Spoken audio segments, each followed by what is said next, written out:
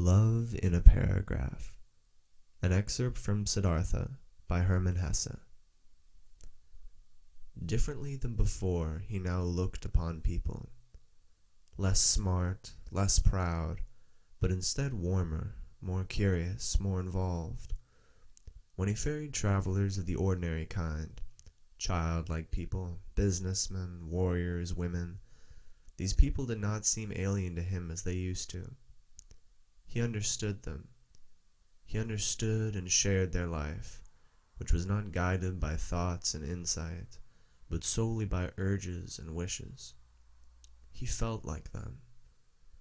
Though he was near perfection and was burying his final wound, it seemed to him as if those childlike people were his brothers. Their vanities, desires for possession, and ridiculous aspects were no longer ridiculous to him. They became understandable, became lovable, even became worthy of veneration to him. The blind love of a mother for her child, the stupid, blind pride of a conceited father for his only son, the blind, wild desire of a young, vain woman for jewelry and admiring glances from men. All of these urges, all of this childish stuff, all of these simple, foolish, but immensely strong, strongly living, strongly prevailing urges and desires were now no childish notions for Siddhartha anymore. He saw people living for their sake, saw them achieving infinitely much for their sake, traveling, conducting wars, suffering infinitely much, bearing infinitely much, and he could love them for it. He saw life, that what is alive, the indestructible, the Brahman in each of their passions, each of their acts. Worthy of love and admiration were these people in their blind loyalty, their blind strength and tenacity. They lacked nothing.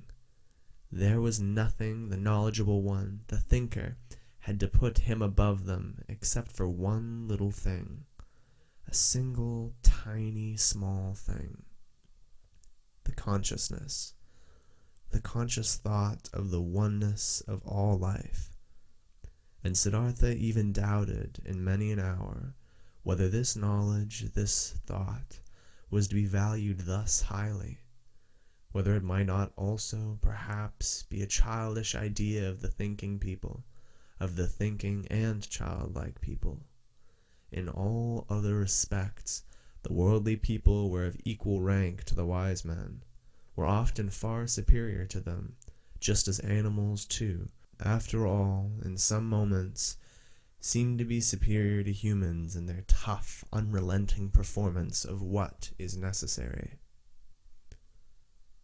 Slowly blossomed, slowly ripened in Siddhartha the realization, the knowledge, what wisdom actually was, what the goal of his long search was.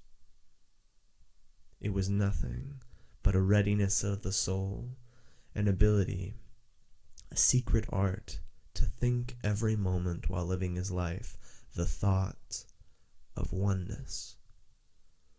To be able to feel and inhale the oneness.